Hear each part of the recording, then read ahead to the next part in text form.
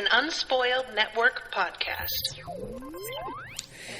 This is Spoil Me, covering One Piece, episodes 511 through 513.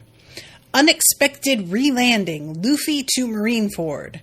With hopes it will reach my friends, big news spreading fast, and pirates get on the move, astounding new world. In these episodes, we do a whole lot of jumping around and checking in on people that we haven't seen in a minute. And I'm going to be honest, my friends, this is going to be really challenging for me to talk about. Welcome to Spoil Me.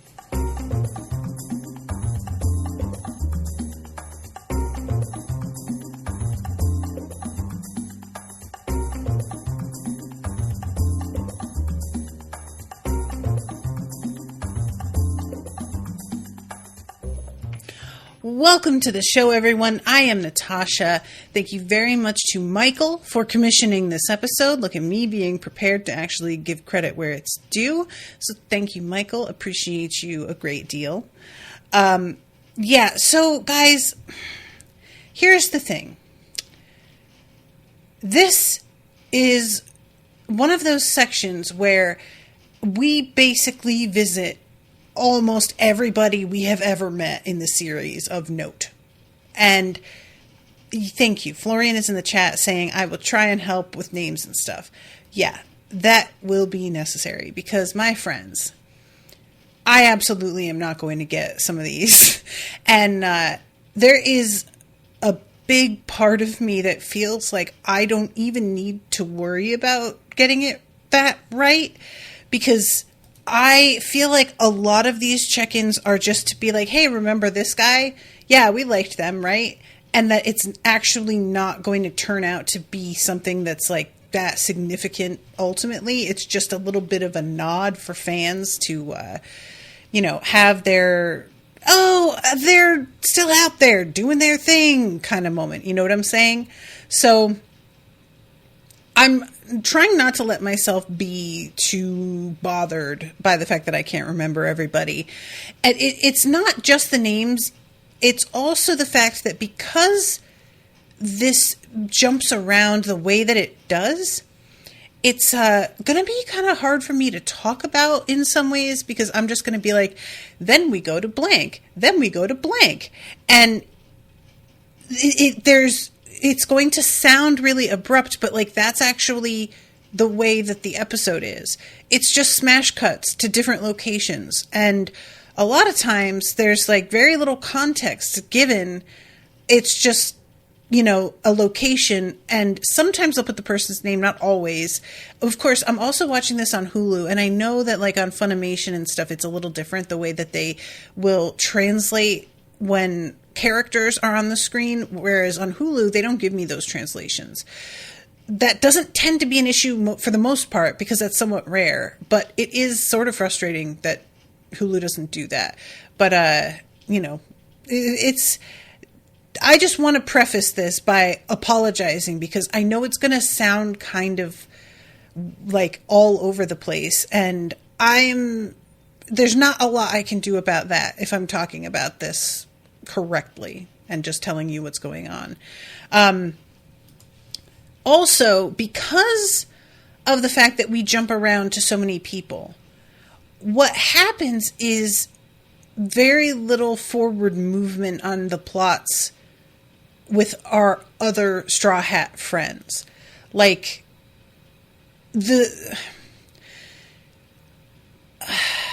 I am growing impatient. I'll say that. With how long everybody is taking on their respective islands, getting their shit together. We actually have, and I'll just jump into this now, Chopper turning around and coming back to the Bird Island, which, if I'm being honest, didn't get me as upset as I thought it would, because of the way the episode wound up ending. So at first I was sort of like, well, wait, what the fuck are you doing? Because he does this thing Chopper tries to do an Usopp where he's got like a mask and is saying, I just look a lot like Chopper, but I'm not him. He's a totally different person. I'm Chopper the Mask. And he's attempting to do this sort of like superhero alter ego type thing to hide the shame that he's feeling over turning around and coming back to the island instead of going to see his friend. And I was taken aback by him turning around because, to be honest, the reaction he has to finding out that Luffy has returned to Marineford, there was nothing about his reaction that pointed to him even considering turning around. So when he showed back up on the island, I was genuinely surprised. Like, the way that section of the story begins is we watch him read the article and kind of freak out. And then after a jump to somebody else, we return to like the Bird Island and we have the like tribes people talking about how they're going to miss him. And I started to be like, oh my God, wait, why would we come back here? It's got to be that Chopper turns up again. And why would he? And I had sort of anticipated that he would have gotten hurt or something. But what he ends up saying, so he eventually, after trying to like humor him and be like, sure, Chopper the Mask, it's actually kind of adorable. The Chopper finally is like, I don't need your pity. It's fine. It's me, Chopper.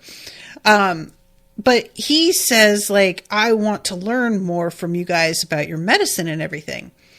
And one of the tribes people leads him to a library. Now, it's sort of wild that the way that these people are being portrayed is like, oh, they only like look and sound stupid.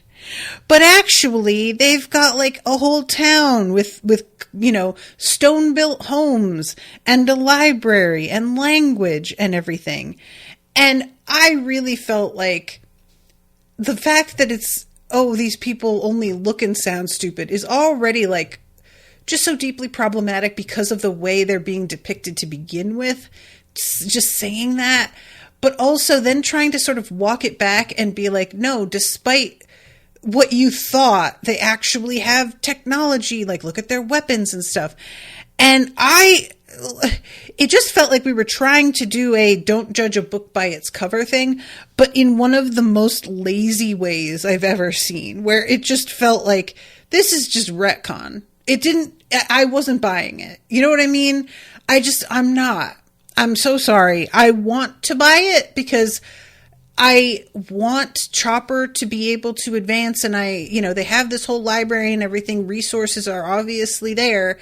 So I'm not trying to take that away from Chopper. But what I'm saying is that personally, there was a real feeling for me of like, Oda wants to get Chopper on his way to progressing significantly, and was thinking maybe I'll have him stop somewhere else, and then was like, no, let me just make it be these people, and like took it back and was just like, let's have him turn around.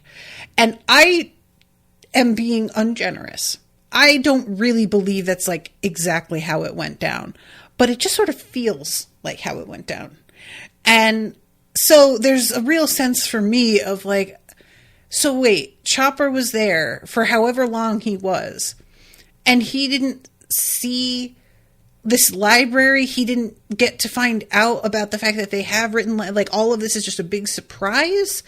And the explanation that we're given is just like, well, our people got so sick and we couldn't take care of them that everything else fell by the wayside.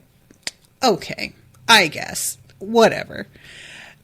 However, despite all of that and my feelings on it, you guys know that I have been a little bit saddened when our crew is together at the fact that Chopper always has to be the one that watches the ship, because he just isn't really able to fight that well. He can take a rumble ball and hold his own in an emergency, but he can only take so many of those before shit goes left. They can only do so much. They only last so long. And so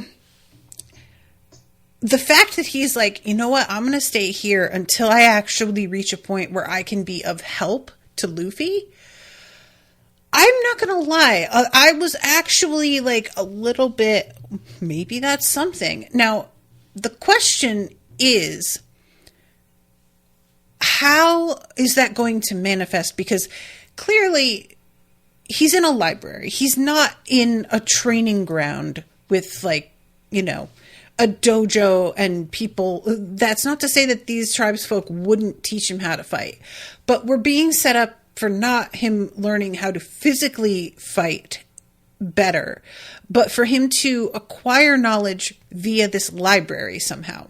So, based on the fact that Chopper's abilities have been accentuated via the rumble balls that he has made, my assumption is that whatever advancement Chopper is going to manage will be due to some kind of like pill, other kind of like potion, something that we can pretend is sort of pseudo-medical.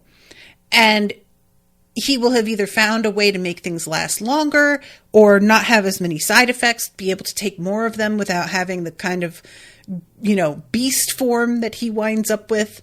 I think that it's going to be like, my concern about that though is that it's one thing to be able to make yourself big and strong, but if you're still not really like a great fighter, if you're not trained, how effective is that going to be really?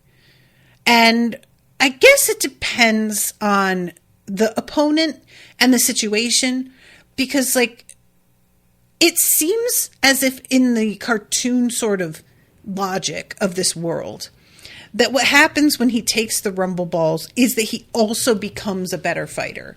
Like it's the knowledge comes over him once he takes it, because it's like part and parcel with actually being physically bigger and stronger. So I'm just going to go ahead and like assume that's the conceit here. But all this to say, I want for Chopper to grow stronger, so I'm not as mad about him turning around as I could have been. But it's only an example of how slowed down things have become for a lot of the others. So Nami, it turns out that despite like taking this one wizard, I don't know what else to call him, hostage, she is still stuck. And they have evidently like shut down a lot of the other exits to this island. So she is still there with no apparent exit. And this dude is like shockingly chill about the fact that she took him hostage. He really does not seem to hold this against her in any way, which, you know, I don't like to use the word simp. It gets thrown around a lot. I think it's problematic. It's often just used to insult men who give a shit about women and caring for them.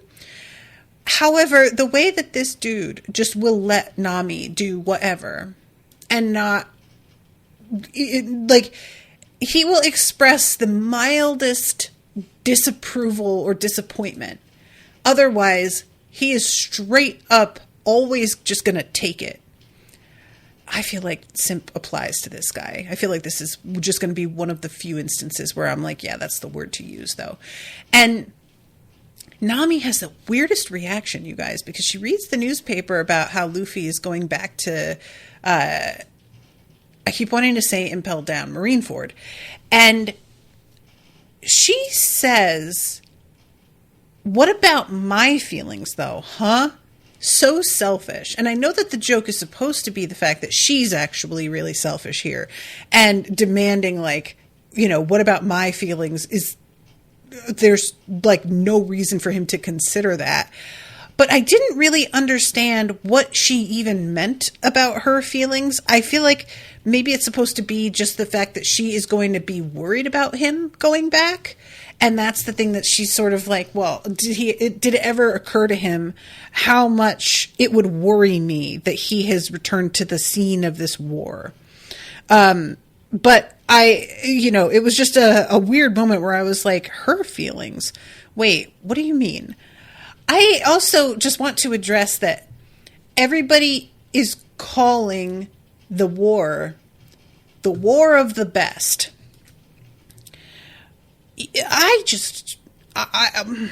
My question on that is whether that's like a translation issue.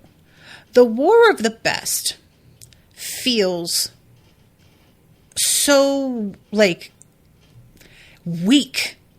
That was really something that went down there, and I feel like the war of the best just doesn't capture it. And there's something about it just being the best, as if we're just going to accept that everybody who was like top of their game was there, when we know that like they weren't in the end. Like, Shanks showed up sort of toward the end of things. We know that Dark Lord Rayleigh, he didn't partake in the battle or anything. There were a lot of people that are like powerful, and they weren't in the mix. And I just feel like the War of Marineford or something would be more appropriate. It's just odd to me. And this is something that happens that I think is actually really funny in like comic book stuff as well. If you have like a comic book story that is well known enough and you adapt that comic book to a movie for the big screen, a lot of times the people who are creating this will not consider the fact that something they just put into the movie as a given, that the audience will know what it is. Maybe they don't. And this happened in the Spider-Verse movies. There's a point at which he just calls his uncle the Prowler. And it's like, that name was never used by anybody in the movie, but he calls him that with like a capital P. My uncle's the Prowler. And nobody has used that name, but it's simply brought up and everybody is like, oh yeah, we all know who that is, And in the most recent like X-Men movie, there's a character who's like, call me such and such. And they have gone by a completely different name, but they just drop this fully formed name out of nowhere in a conversation because that's the name they go by in the comics. And it just feels really strange. And that's sort of how I felt about War of the Best. Is like, it just appears, people just start saying it's called the War of the Best. And everybody's calling it that, even though it like, I don't remember us all deciding that that's what it was going to be called, and it doesn't quite feel right to me. But, it's fine. Florian says, I know it as the Summit War in the fandom. I like that.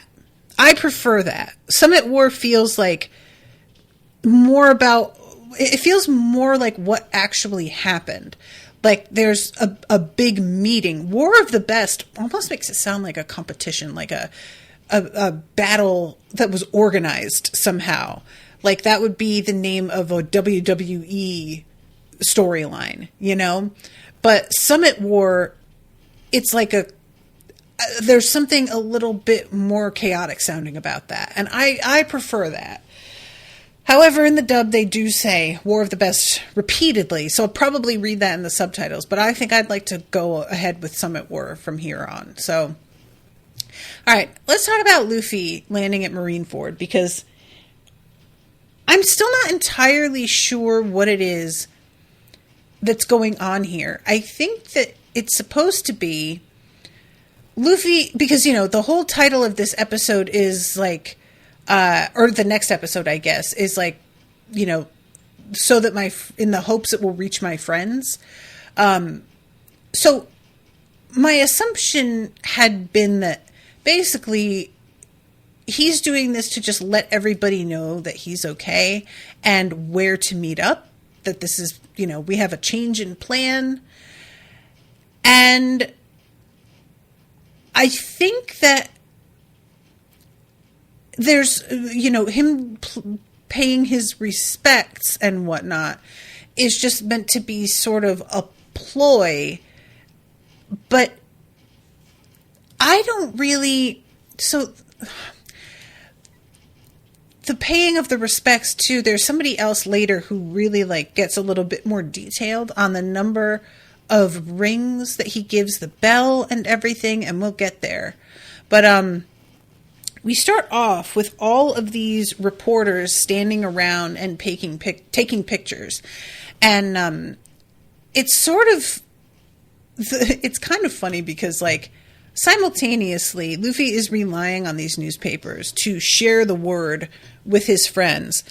But it also feels like the way that this is written, that the author has nothing but contempt for reporters a little bit. Like, the conversation and the way it goes, she's saying, like, supposedly Straw Hat could already be dead. And she's, like, smiling. Like, they're both too bright-eyed and have toothy grins as they're talking about this. And this guy's like, look what they're dealing with here. And we have a flashback to Whitebeard saying that the One Piece is real. And they're both talking about how apparently now that he has said that, it set off a whole thing with pirates and they're acting up more than they used to. And one of them just says, well, how unfortunate for them, with a real sense of like, sucks to suck. But it's sort of gleeful. Like, I have to say that it's unfortunate, even though I'm personally super excited because I'm going to be able to get a lot of great stories out of this, is the vibe, you know? And they all sort of turn because this ship is coming in that everybody thinks has Navy soldiers on it, but we know Luffy has taken over with Jinbei and Rayleigh. And they don't go to the dock like they were expected. So everybody's just sort of like, what the hell are they doing? Why are they still coming in?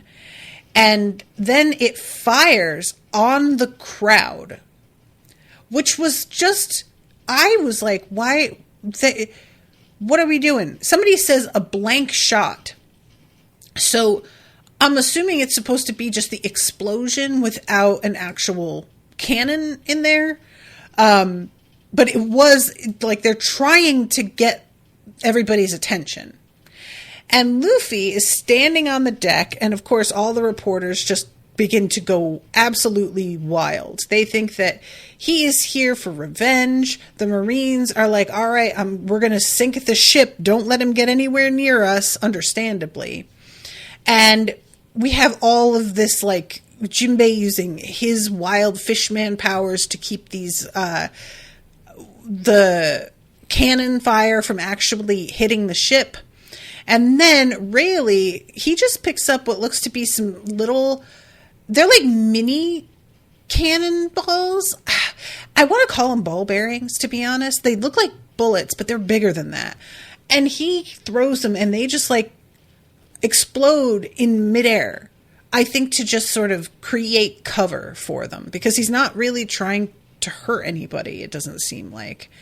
So everybody who is on shore is watching this and just like, wait, what the hell are they doing? As the ship continues to sail around the island and not dock. Like they're just, there is an expectation of the way that this ship is going to behave because they think they know why Luffy's here. But then as they watch him continuing to circle the island, one of them says, it's like a funeral at sea. Which was interesting because I'm not familiar with that tradition. And I'm assuming that this is, you know, actually based on something.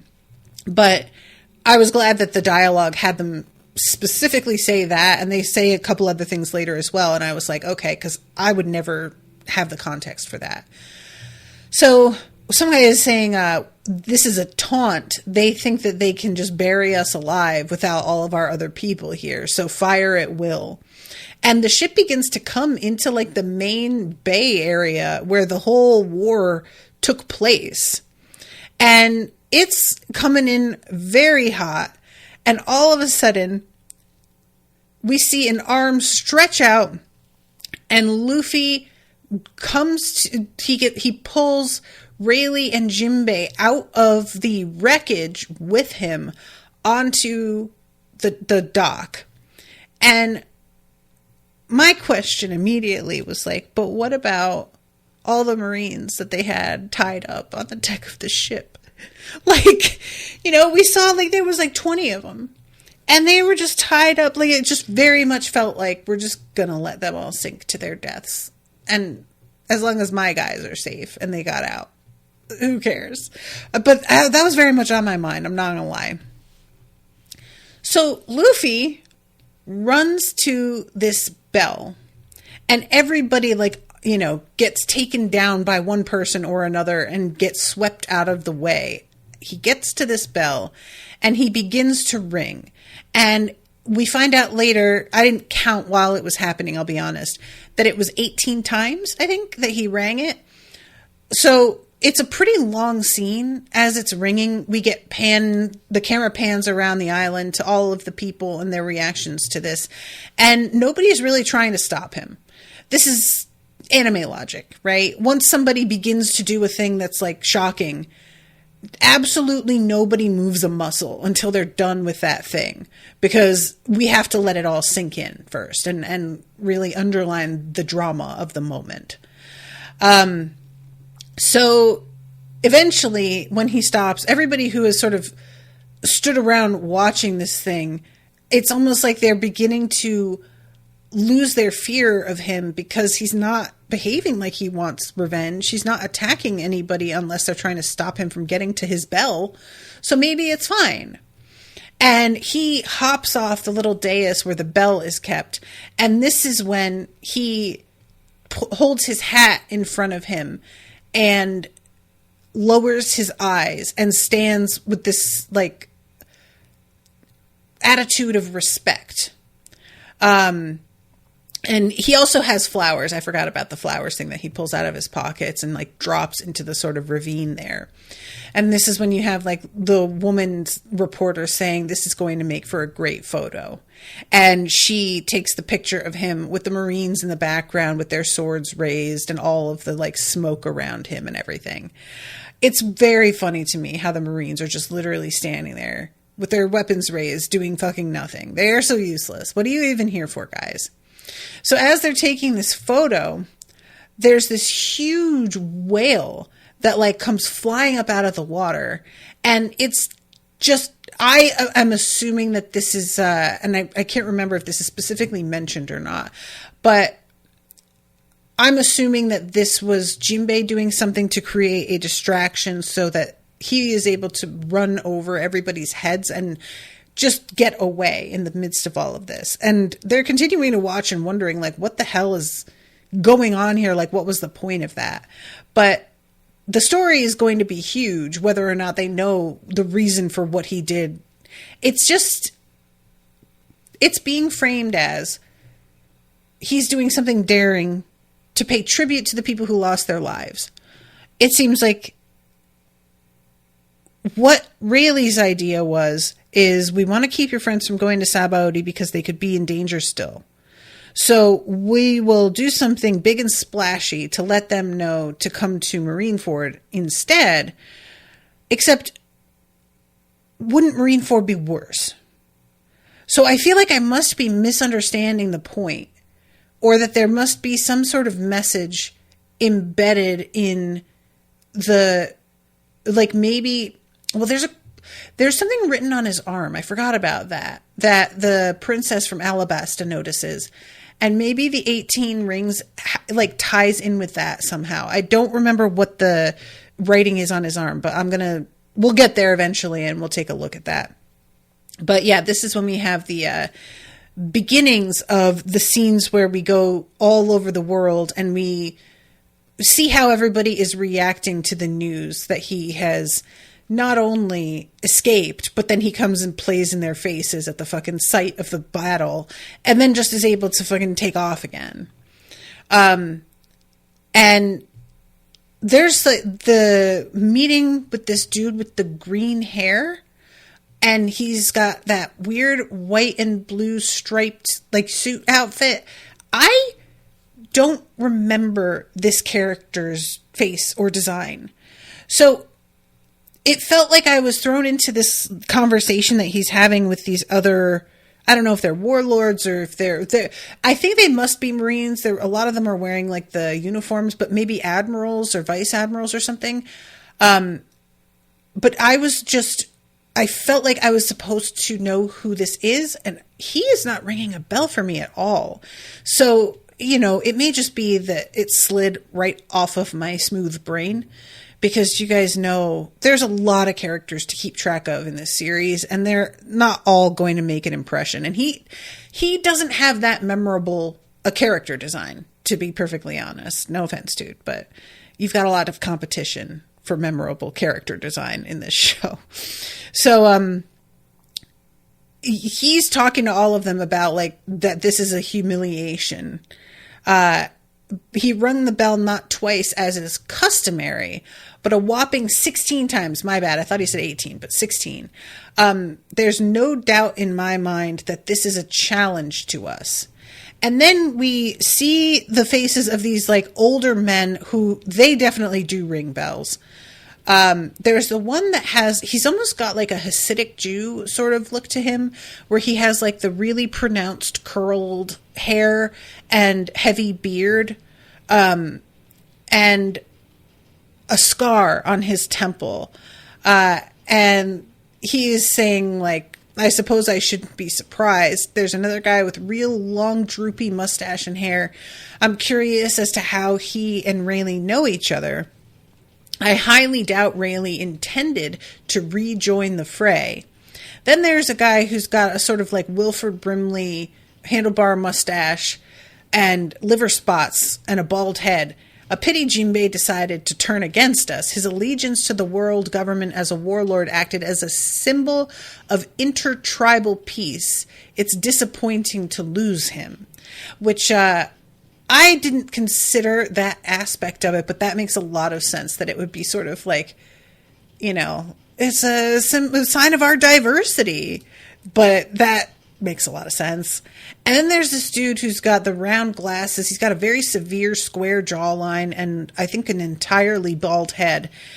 He doesn't even have eyebrows. And he says the three great powers are completely unbalanced. How should we take care of the vacancies among the 7 warlords? And then we go to a guy with a blonde hair and beard who looks like he might be the youngest due to the fact that he actually isn't a graybeard, but maybe not. And he says, first we need to observe what will unfold in the new world. Relationships and hierarchies amongst pirates are sure to change. We must take care that we ensure our picks are the most powerful ones. So the way that we see this going as well, when we check in with the pirates who are in the New World, it becomes clear quite quickly none of these fucking guys was prepared for what the New World was going to have in store for them. The New World is like a hazard, the likes of which none of them have ever seen. And it's got me really questioning whether our guys could handle it either. Like, if these pirates are being taken off guard and by surprise, I feel like the Straw Hats are destined to be in even worse shape. So I'm kind of concerned about that at this point. And then, let's see. Oh, it says Elder Star D is the name of the guy with the bald head, I think, according to the subtitles. But he says let's see. Oh, here it is. Blackbeard already made his first move in the New World, by the way. He knocked off a promising rookie, one that had a bounty of over 100 million berries. Is the promising rookie Whitebeard?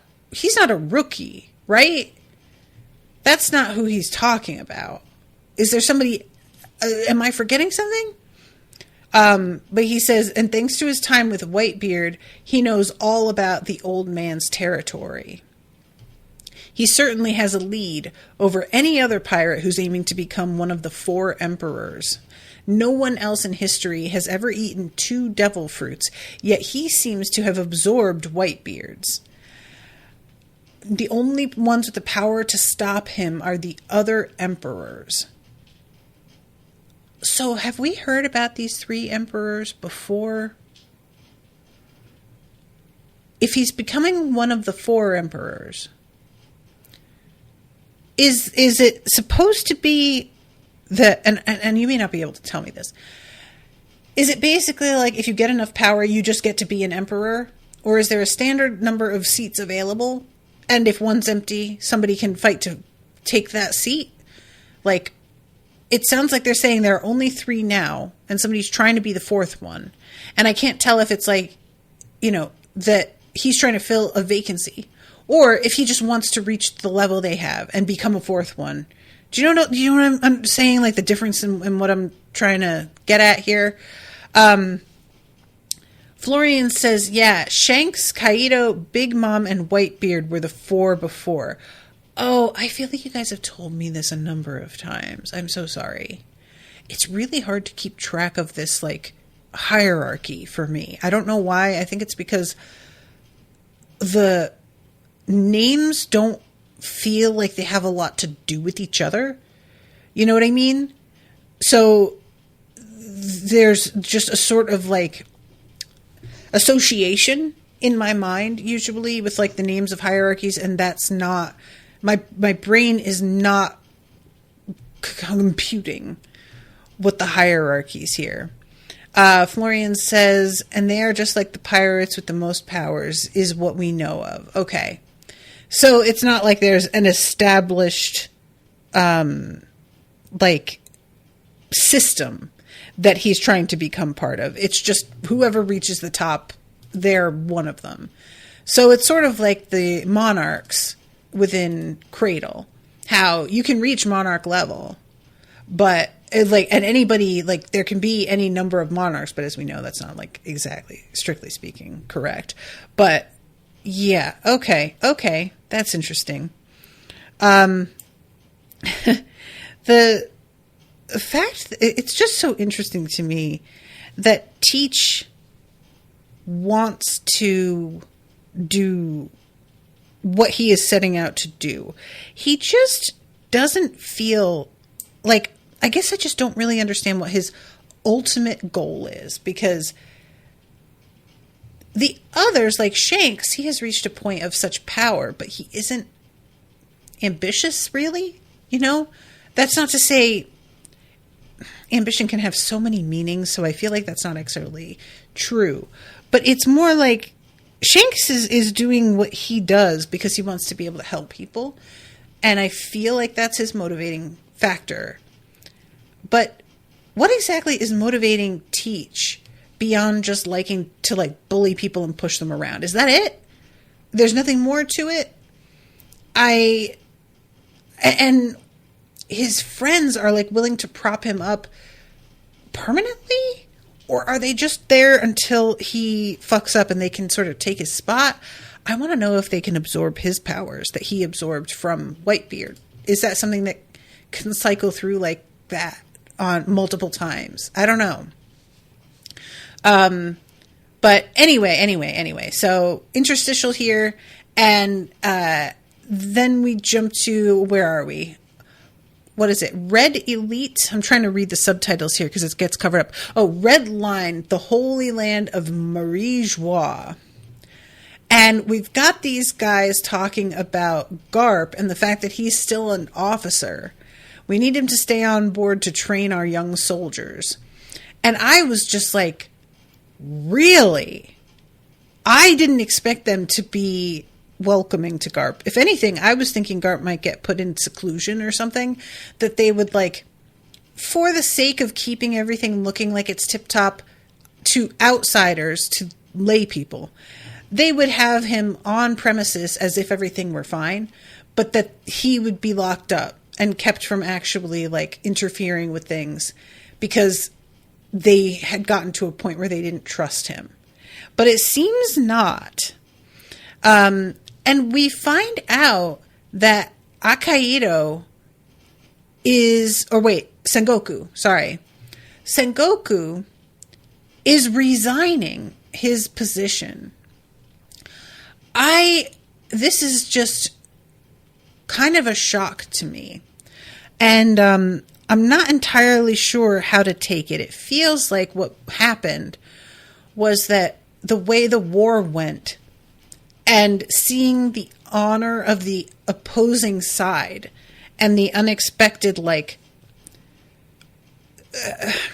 nobility of spirit that they displayed, that something in him lost the drive to take down all of these pirates the way he originally had. I may be wrong about that, but the way that this scene opens up, this guy is saying, like, we need Garp to stay on board to train our young soldiers. And if you intend to resign from your position as fleet admiral, could you at least do that for us as well, Sengoku? So he would retire from fleet admiral, but he would stay as a trainer. And he's like, yeah, all right. You know, that's not a terrible package. So sure, let's do that. And oh my God, I forgot about this really cool office that this guy is in. He's got one huge wall that's just like an aquarium with giant eels and octopus and all of these fish swimming around. I went to a wedding that was at a aquarium, and they have two huge tanks that come up against each other and form a V corner that's the size of half a ballroom, basically. And that's where they have the wedding receptions. So you're surrounded by sharks swimming and stuff when you eat dinner and the dance floor. And it was just really, really cool. I loved it. And this just looks almost exactly like that. So, but yeah, so this deal, it talks about like the guys who were released from the 6th level of Impel Down who have already teamed up with Teach, and that we've got our fucking work cut out for us. And Sengoku says the great pirate era is in a period of transition. Old Navy officers shouldn't keep clinging to power. The basis for justice changes from era to era. And I thought that was really interesting. The concept, the basis for justice changes.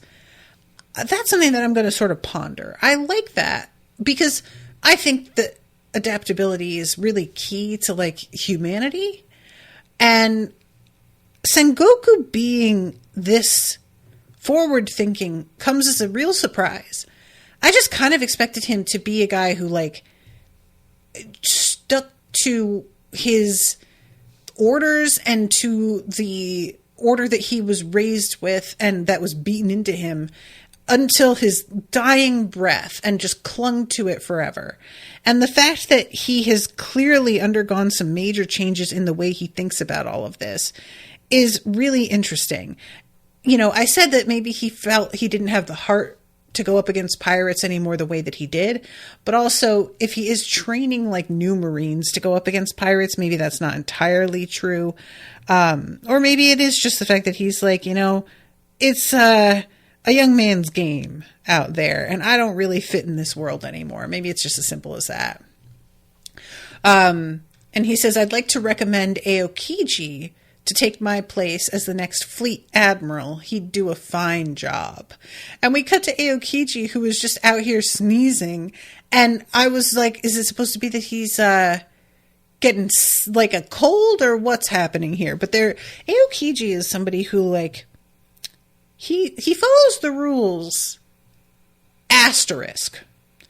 So I think it's interesting that Sengoku would recommend him. I don't know. But anyway, we have a doctor whose name is Fishbonen, who's literally chewing on a fishbone. And he is having a chat with, oh my God, you guys, you know, the little guy with the pink hair, Kobe. And he is telling him that it's Haki. That's what happened in the battle. And he's like, that's the same power Navy vice admirals have in their position. You're pretty lucky.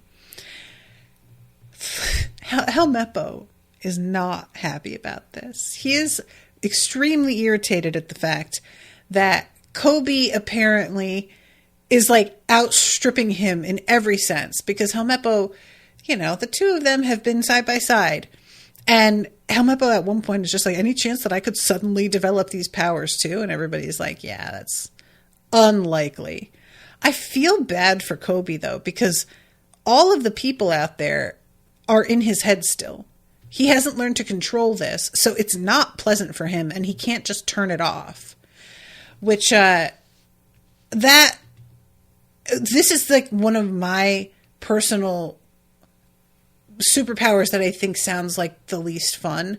Being able to connect with everybody, whether it's their emotions or their actual thoughts or whatever. That's just so overwhelming. No, thank you. I already have too much input most of the time. But yeah, Koby's saying, I don't know how to feel about all of this, but I do know how I feel. Weird. Like I'm a completely different person.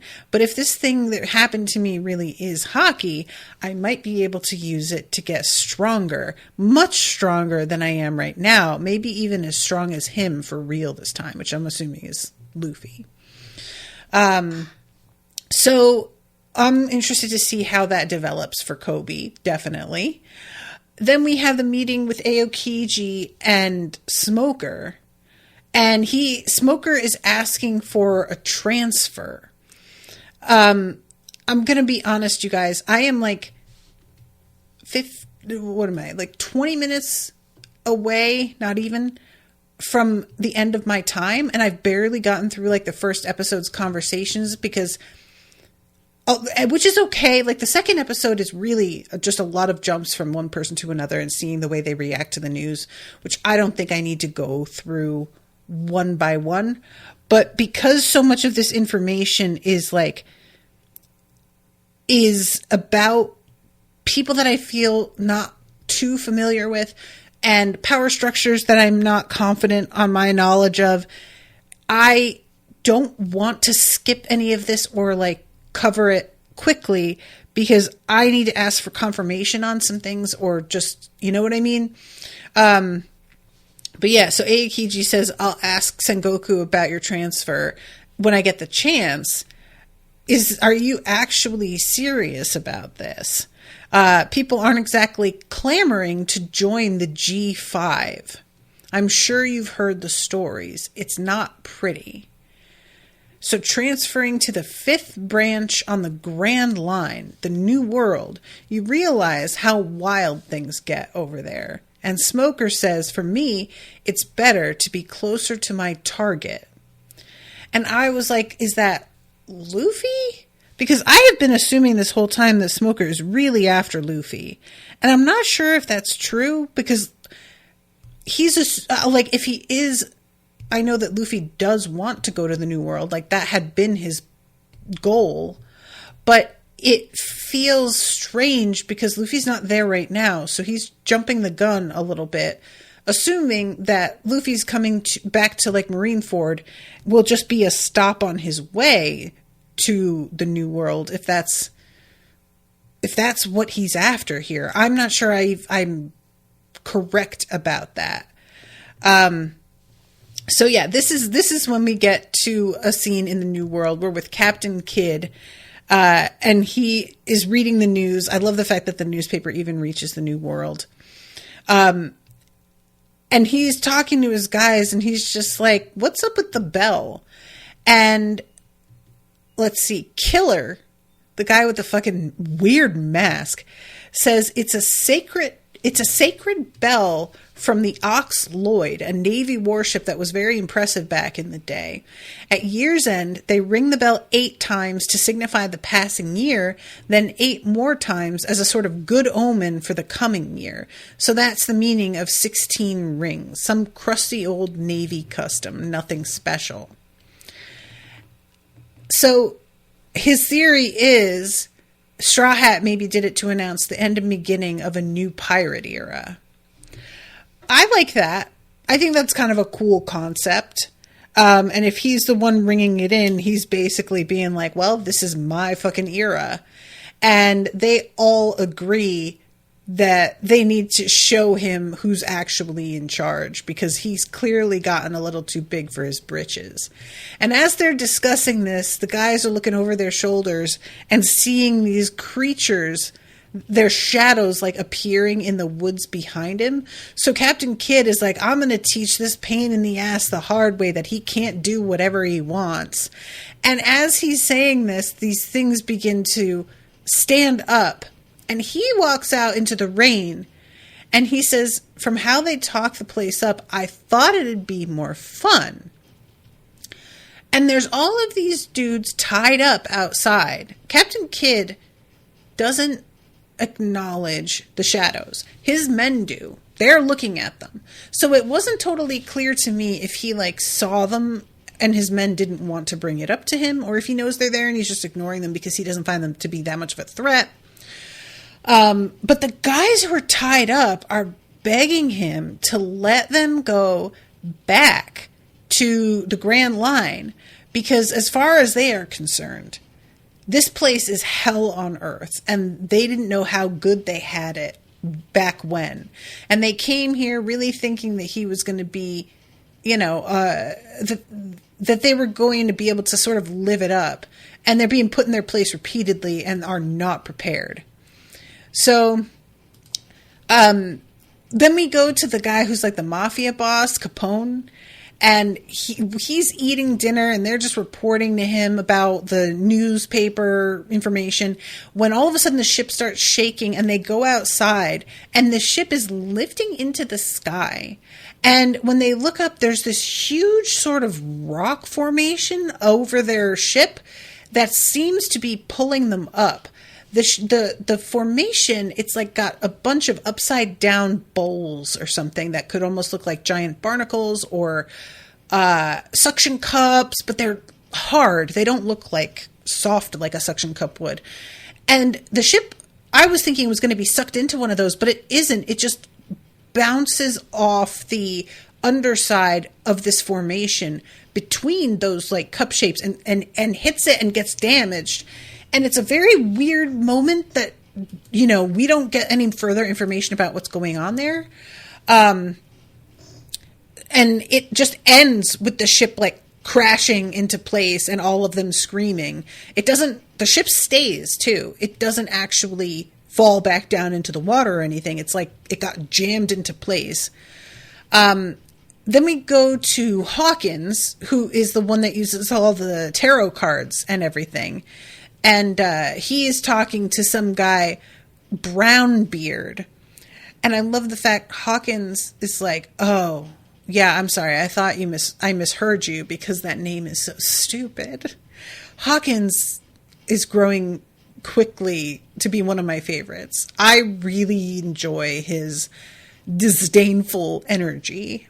I just think it's amusing. I just like it. Also enjoy his bizarre eyebrows. It's a real vibe. There's a look, he's got a look going on. So yeah, he's pulling all these cards and he says, I can see the shadow of death crawling upon your face. And as he says that, there are these like things that grow over, and I am barely remembering the extremely creepy power that he has and how nightmarish it looked. And saying that death is crawling upon your face and then doing that is genuinely a really badass moment. Like a lot of the characters in this show, they'll have moments that are clearly meant to be intimidating and badass. And like, with varying results. This one, I was like, oh, yikes. And, you see him, like, expanding and standing over this guy, because Brownbeard is humongous. But eventually, he's towering over him. Hawkins has this, like, really wild silhouette of all of these arms, because he's got, like, that kind of... I keep wanting to say tentacles, but it's also almost like not a straw man, I feel like I recall him looking like a scarecrow a little bit, but like, do you know what I'm saying? Anyway, unnerving, definitely. Then we have, let's see, U-Rogue? I don't remember who this is. And they're like looking at this island that's just lightning without cease Oh, yeah, Urog is the one who's got the wings and the really, really thick, wide neck. And all of his men are like, we aren't going to that island, right? And as they're sitting there deciding, like, this is probably not going to work, lightning strikes their ship as well. And it just seems like they're in pretty fucking bad shape right here. So then a ship approaches. It's tiny, and it's got, I think, like 6 people on it. And there is an old woman at the front in a robe with a covered head, and she's missing some teeth. And she says, what is it that she says? Would you like an umbrella for your journey? And she just looks up at him, and her face is really, really creepy, but we don't actually like get any further on that one. So this is when, oh my God, I completely forgot about how Captain Kidd basically has sort of like a magnet power with his control of metal and stuff. And he like smashes all these guys and is like, well, if you weren't ready to deal with some shit, then probably you shouldn't have come to the new world. And he smashes them all and says, if you want to throw down the gauntlet, Straw Hat, that's fine, but don't cry when I come to you, because it won't be pretty. And the camera pulls back and you see like these people strung up and killed. And it's pretty, for this show, it's pretty gruesome. Like, they haven't exactly been crucified, but it's really giving crucified on the surface. You know what I mean? And I was like, oh shit, Captain, yikes. Like, that just really, it was unexpected how upsetting that imagery was. So I'm trying to make sure, because I'm out of time almost, I want to talk at least about Buggy getting greeted by all of his men who pretend they never lost faith in him at all, even though it's like, you know, they all had abandoned him to follow Alvida. And he winds up giving Alvida that bracelet, which I had forgotten all about. Luffy gives it to him because he has it on his arm when he's at Impel Down. And when she sees it, she's like, you found Captain John's armband. And she's like, well, tell me how you found it. And he tells her the truth, that like Luffy gave it to him without a second thought, and that he couldn't believe how easy it was. But we don't find out what the significance of this armband is. It's just a big deal that he has found it, and that it's enough for him to feel like maybe I was meant to be king of the pirates. So this is when he sees the news in the newspaper and the fact that Rayleigh has gotten mixed up in the whole thing.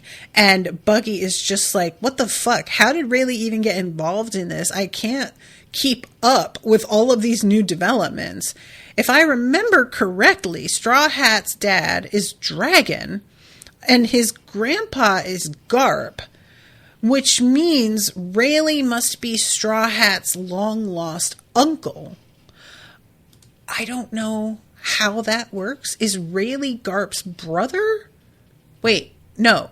Is Rayleigh Dragon's brother? It would have to be. That doesn't, like, why is he leaping to this conclusion?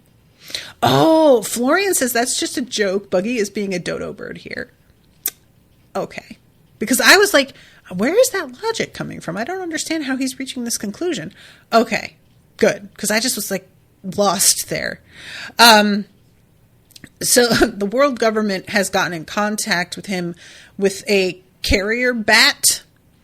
And he starts to panic over what the message is, thinking that it's a final warning, but Mr. 3 has already opened it, and he just is reading it going, it can't be. This is simply unbelievable. And Buggy is behind him saying, that's for me, stop it. We don't see what that says. It just cuts away. We go to Sabaody, and we have the Sunny that apparently a bunch of pirates are trying to like take this ship and turn it in because they think they're going to get some kind of reward for it, since he's Dragon's son and probably the Navy would pay him. And so we've got, our assorted people here who aren't Straw Hats but are like Straw Hat adjacent, standing up for it. And we've got the guy who got kicked into being pretty by Sanji, who is unwilling to let these people have it for his own very silly reasons I won't get into. But it is very like, I enjoyed touching base with these people at least, because I totally had forgotten about most of them. So let's see, that's Duval. And then we have the Huto, is that his name? And I'm trying to remember everybody's names here, but it doesn't really matter, because what it comes down to is that nobody is going to take the fucking Sunny. If you touch it, you're going to die. The ship, I mean, not the girl. He has this whole thing about like wanting to find a girl to touch him. Oh my God. He's such I really do enjoy Duval though. And let's see, where else am I going here? Oh, right. This is when Vivi spots the like symbols on Luffy's arm, which look kind of similar to what Ace had on his arm as well. Because I remember Ace had something that had been kind of crossed out, and I feel like you guys had told me what it signified for him. But the picture that she's looking at, I'm trying to see, because the way that the Hulu's like interface, it sort of blocks out the bottom of the screen a little bit when my cursor has been moved around recently. So I'm trying to just leave the cursor in place for a second so I can see it a bit more clearly, but because I can't pause it. So it's a 3, a 2, a Y. There's an O between the 3 and the 2 that has a straight line. And then the 3 and O are sort of X'd out. I don't know what that could mean. I really don't know. Like maybe that 16 tolls has something to do with it, or maybe it's what they assumed and it has nothing to do with this code. I do not know.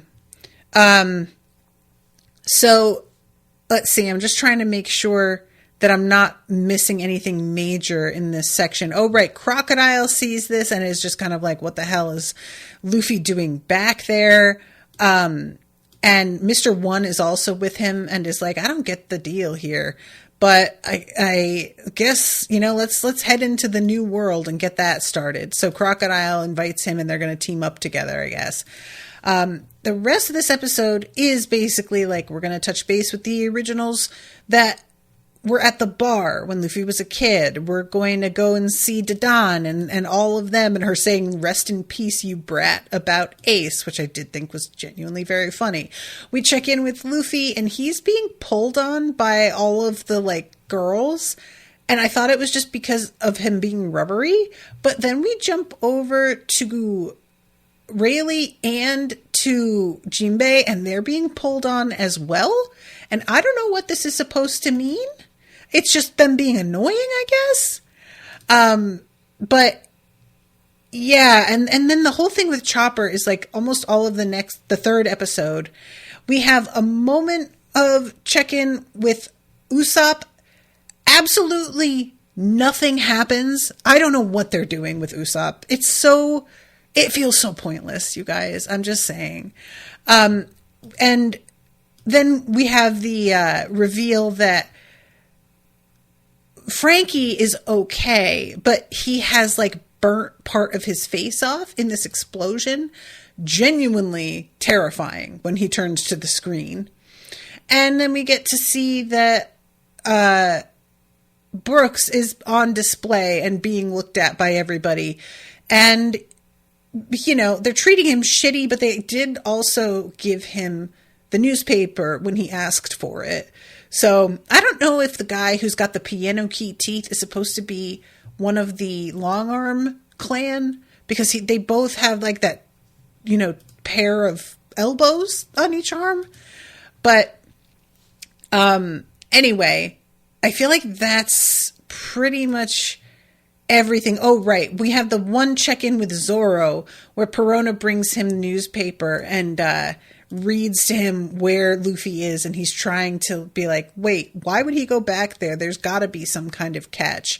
And he's just laying there injured and tired, and she has to hold the newspaper up for him to read because he's in such bad shape. And we just see his pupils sort of like expanding and dilating as if he's really freaking out about something, but I do not know what that is. And I'm trying to see if there's anything else here. Yeah, pretty much just like the whole thing with Chopper is like, there's the thing that's filled out with his flashbacks to Luffy inviting him on the crew and everything. Oh, I forgot about the Drake pirate who is on this like snowy island. And there's this thing that starts to open up that looks like it's covered in stone. It almost looks like an astrolabe inside. I couldn't tell exactly what this is meant to be, but I like the significance of all of this, you guys, jumping around the way that we have been. It is so difficult for me to understand how any of these things are connected, how much of it I should remember. Drake is like approaching this and they start to get fired upon. And then this other person appears who has like the weird vertical slits in their mouth, and Drake takes them out. Oh yeah, Apu is the one who's on another island, and they wind up getting like chased off. And I found it really funny because they get chased off like cartoon style, running off the edge of a cliff, but they don't fall down. They just keep running on air. So I don't know what the fuck is going on there. And then there's the let's see, San Juan Wolf, and it just says some burning island. And the crew with Teach, it turns out, they are not in great shape. Their ship is no longer seaworthy, and they're stuck somewhere that fucking sucks, and they're all sort of bickering with one another. And it turns out that he captured Bonnie, and he's trying to get her to become his girlfriend, but she rejects him utterly. Good for her. And she says, I'm going to make you pay. Do you hear me? He does not pay any attention to her, but girl, I hope you do. I really hope you do. Oh yeah. And then we have the check-in with what's his face? Oh my God. The one who captured Moria, who's got the fucking like sunglasses. Doflamingo. That's him. But yeah, he says 1 minute he's there and then he's gone. That shadow fruit is tricky. And so it felt like what he was supposed to do was kill Moria, but Moria escaped, and he's treating it like it's not a big deal. Whereas, of course, Moria is still alive somewhere. So he's just getting reprimanded for doing a sloppy job. But when this guy is telling him, like, you fucked up, he gets up in this man's face and is like, say that again, because you're not my fucking boss. And I'm still a pirate, and I will fuck your entire world up. So maybe you should keep your fucking mouth shut. If I ever get tired of doing business with the likes of you clowns, I can just give up my title as warlord. Don't you forget that. Which, he ain't wrong, and this man should probably have considered his words a little bit more carefully. I think, yeah, that's everything. I'm pretty sure I managed to cover everything. Oh my God, you guys. This was there was just so much happening here. And if I missed something that you were like hoping for me to speak about specifically, I'm so sorry. But it is just, there's just so much to talk about that I don't know what to give priority to. Oh no, I'm seeing that Florian is in the chat and that he can't see me anymore. Something happened. Well, hopefully the recording will work for you, Florian. Sorry about it.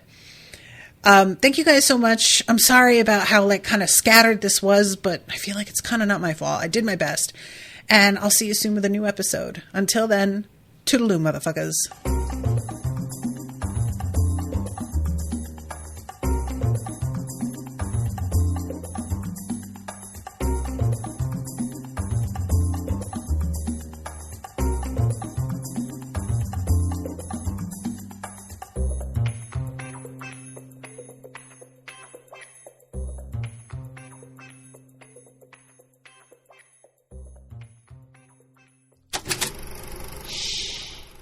is an Unspoiled Network podcast.